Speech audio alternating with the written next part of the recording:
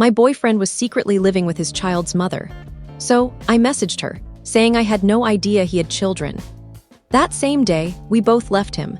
I discovered he had an entire family in a nearby city when my best friend sent me a photo of him entering a house, a toddler by his side and a woman carrying groceries. 8 months of dating. 8 months of late-night cuddles, wine-fueled evenings, movie nights, and whispered promises. Yet I never once stepped foot in his home. He lived in Fremont, I was in San Jose. Close enough, but he made visiting his place feel like crossing an ocean. There was always an excuse. His place was too cluttered, renovations were happening nearby, or his roommates were odd. I didn't press him. I was falling for the version of him he showed me. The warning signs were there. Long weekends were off limits. Holidays brought sudden family crises or work emergencies. I told myself he was just inexperienced with relationships, not hiding an entire one. Then Monica shattered everything with one text. "Is this Marcus?" Attached was a photo of him in daylight, strolling down a driveway, holding a little girl's hand. She was maybe 3 or 4, with curly hair and a tiny pink coat. Beside them, a woman with a ponytail carried grocery bags. It was the kind of moment you only see with people who share a home. The kind you're not supposed to witness.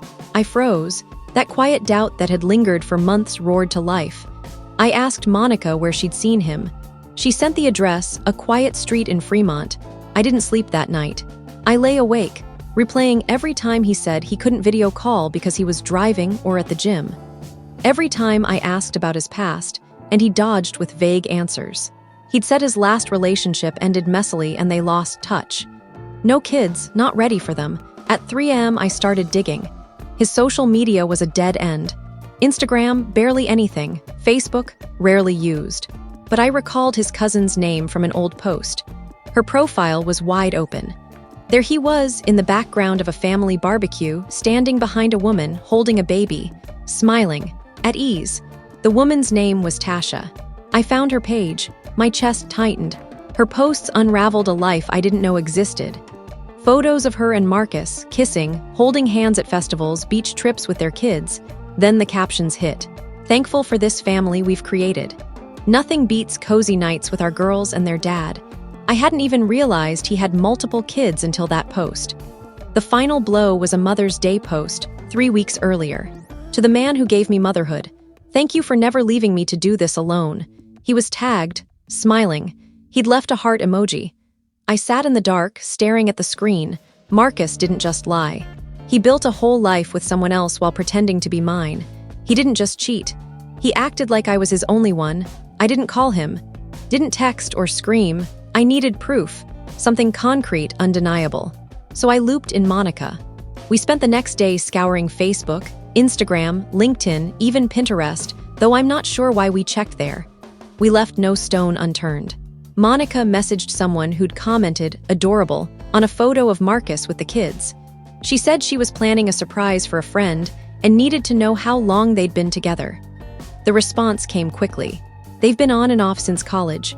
Solid now though, I saw them at a wedding recently. Years, I felt nauseous. We found Tasha's Instagram. Private, but her profile picture said enough. Marcus, the kids. All beaming like a picture-perfect family. Monica suggested contacting her. She said if it were her, she'd want to know. I didn't know how to start. So I sent, "Hey, this might sound strange, but we need to talk. It's about Marcus. I'm not here to cause trouble, but I found something and I'm spiraling." She didn't reply right away. Hours passed. I thought she'd ignored me. Then, just after midnight, a response. "What's going on?" I typed and deleted a dozen versions before settling on. I didn't know he had kids. Her typing indicator appeared, then vanished. Started again. Then silence for 5 agonizing minutes. Finally, let's meet. We chose a neutral spot, a small cafe halfway between Fremont and San Jose. Quiet, low lights. I arrived first, ordered a drink I didn't touch. She walked in 10 minutes later, composed, hair pulled back, no makeup. She looked exhausted. I stood as she approached.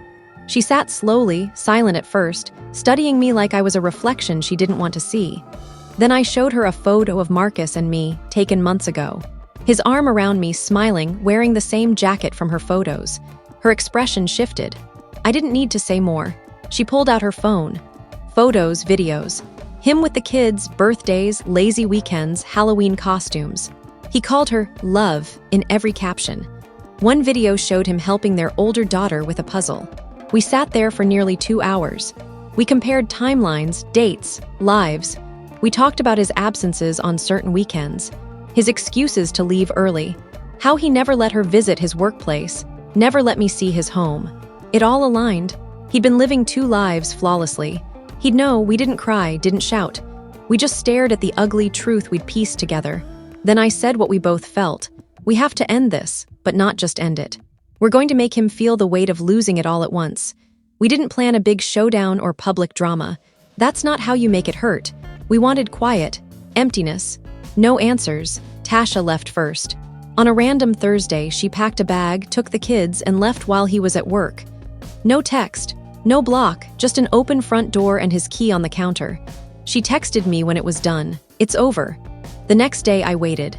Marcus came to my place at 6 as usual, smiling. Same jacket, same charm. I let him in, offered him a drink. I wanted him to feel safe, normal, for just a few more minutes. Then I said, he looked confused. Me and Tasha, we know it all. You didn't hide it well. You just got lucky for 8 months. He tried to laugh it off, acted clueless. What are you talking about? Like words could erase the truth. I stayed silent. Showed him a photo of me and Tasha at the cafe, laughing like old friends, drinks on the table. I handed him the phone. His face collapsed. I've never seen someone come apart like that. Not angry, just stunned. Kept shaking his head like he could undo reality. He started talking fast. Said he didn't mean to hurt me. It was complicated. Tasha wasn't what I thought. They were just co-parenting. I was the one he loved, so I asked one question. If that's true, why did you spend Mother's Day with her and post that photo? He had no answer. I told him to leave. He stood there, waiting for me to relent. But I didn't. I stared until he turned and walked out. I locked the door behind him. Tasha called me that night. She said he showed up at the house, stood in the driveway, lost. She didn't open the door, didn't speak. She said, we're free now. And we were. Marcus tried to act like nothing happened. Like he could rewind and slip back into the pieces that still fit. He texted me that weekend. Can we talk? I didn't reply. He called twice the next day. Left a voicemail about being sorry, how everything had imploded, how he wanted to fix it. I deleted it halfway through. He wasn't ready for the silence. The calm after the wreckage. That's what broke him. No arguments, no closure. Tasha wasn't responding either. She'd moved to her sister's with the kids, changed the locks. Blocked him after he showed up again, talking through the door for over an hour. Her cousin told me about it. Marcus didn't know I was connected to her circle now. I was a ghost in his world, watching him flail, fail, repeat. By week 2, I got texts from unknown numbers. Different area codes, same desperate tone. Hey, it's Marcus, please, just 5 minutes. Ignored. Then burner accounts started viewing my Instagram stories. No profile pic, no followers, just watching. I wasn't shocked. Tasha and I started talking regularly. Not about him, about life. Her job, her kids, the strange mix of relief and loss, I understood. We were living parallel versions of the same betrayal. Then one night, she sent a screenshot. Marcus posted on Instagram for the first time in ages, a black square with a long caption. He wrote about losing it all, failing to be the man he thought he was. Mentioned being betrayed but didn't name names. Said he needed to rebuild. 3 likes. I didn't read the rest. That post wasn't for us. It was for the next woman who'd pity him. Tasha texted right after, he still doesn't get it. And he wouldn't. That's what made it feel final. The strangest part wasn't losing Marcus. It was how quickly life felt better without him. I slept soundly. My home felt lighter. No more half-truths or charming distractions taking up space with empty promises. Tasha found her rhythm too, work, kids, friends. She even went on a date a month later. Said it was awkward and dull, but at least he wasn't a liar. We stayed in touch. Texts, calls, sometimes just memes. We laughed about being trauma-bonded. It wasn't entirely a joke. She sent me a photo of her daughter in a Halloween costume. A superhero. Said Marcus always promised to take her to a science museum but never did. She took her herself. Said it was their best weekend in months. I told her I was proud. A few weeks later, I ran into one of Marcus's friends at a bar in San Jose. He recognized me but hesitated, like he thought I'd snap. He said Marcus was keeping a low profile, still in Fremont, still claiming it was all a big misunderstanding. Apparently, he told a new girl that Tasha and I were unhinged and teamed up to destroy him.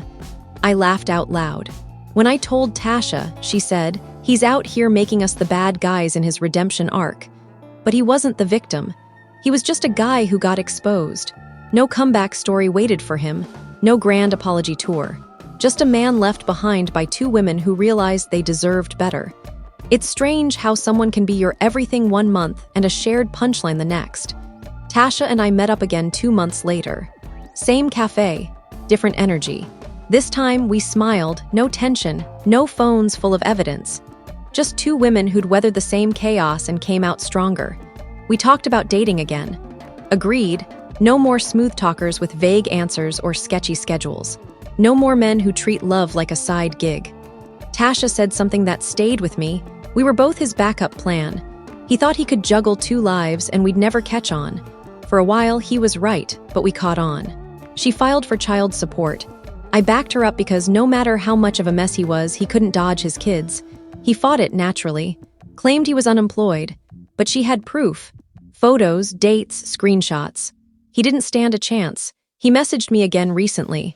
A long text about hoping I was okay, how he missed us, asked me to remember the good moments.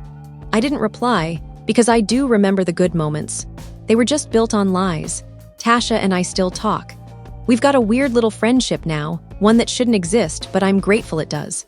We're each other's closure, proof you can get played and still come out wiser, tougher, and done with games. And Marcus, he's a story we tell now, sometimes over drinks, sometimes via text, always with the same ending. He thought he had 2 women. He lost both in 1 day.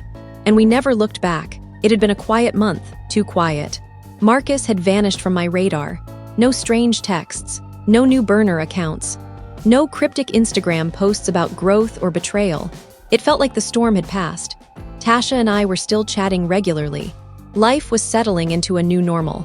Her kids were thriving. She'd started evening walks to clear her mind. I was back in my groove. Work, friends, even thinking about dating again. Then it happened. A Facebook message request from someone I didn't know. Serena. Pretty, blonde, soft smile, standing in a backyard that felt familiar. Not identical, but close enough to make me pause. I opened the message. "Hi, I hope this isn't odd. My name's Serena. We need to talk, it's about Marcus." I stared at it. Sent the screenshot to Tasha with no explanation. Her reply was instant. "Please tell me this isn't what I think it is." I messaged Serena back. "Hey, what's up?" She didn't hold back. She met Marcus at a car wash in Fremont. He made her laugh, got her number. This was 4 months ago. He said he was single, no kids, just a laid-back guy working on himself, not into drama. They'd been seeing each other regularly, always at her place. Never his, never late nights, never weekends. He claimed work kept him busy or he had family duties he didn't like discussing. Sound familiar? He vanished one weekend. Said it was a funeral. When he returned, he was off. Distant. So she started digging. Found his Instagram, empty, but a comment on one of his posts led her to a mutual friend. She clicked and found a photo from months ago. Me. My arm around Marcus. Smiling. Tasha was tagged in a comment. From there, she followed the trail to everything. She said she sat in bed for hours, scrolling, heart-pounding, realizing she didn't know the man she'd been dating. I asked when they started seeing each other. She said their first date was the week after Valentine's Day. I nearly dropped my phone. That was the same weekend Marcus told me he was going through something and needed space. The same weekend he told Tasha he was visiting family up north. We thought he was taking a break. He was starting someone new. I asked for proof. She sent screenshots, texts, photos, one of him cooking in her kitchen, grinning like he hadn't just torched his life weeks earlier. This wasn't just another fling. This was a third life. Tasha called me the second I sent her the screenshots. This guy, she said, he really thought he could juggle a roster of women like we'd never notice. Serena was quiet at first, processing. I could tell she was fighting tears, not from heartbreak, but from embarrassment. We told her everything. How it started, how we connected, how he fell apart when we cut him off. How this wasn't a mistake or a mix-up. It was a pattern. And now we knew for sure, it had never been just 2 of us. We'd moved past heartbreak weeks ago. Now we were curious. How many were there? Because if he juggled 3, there were likely more. He didn't just get caught. He was still running the same game on someone else somewhere. This wasn't a romance gone wrong. It was a man who made deception a lifestyle. And suddenly, the quiet month felt like the calm before the storm. Adding Serena to the group chat was like striking a match. The quiet month had been the eye of the storm, and now the real chaos began. Tasha said it first. We need to warn the others. We compiled everything, screenshots, texts, photos. Laid it out like a timeline. The overlaps were staggering. The same weekends, the same excuses. He told Serena she was his calm. Told Tasha they were rebuilding. Told me he needed time to heal. He wasn't just playing us, he was rotating us. Then Serena mentioned Jasmine, a woman who'd liked all his gym selfies for months. Serena messaged her, and sure enough, Jasmine had been seeing Marcus too. He told her he was single but moving slowly. That made 4 of us. And we knew there were probably more. This wasn't a cheating scandal. It was a system. He was running a cycle like it was his day job. We created an Instagram page. Not for attention, but to document. No names, just stories, screenshots, timelines, truth. Within hours, someone messaged, "I know who this is." Marcus deactivated everything within a day. Gone. But it was too late. He didn't just lose 3 women. He lost his entire facade.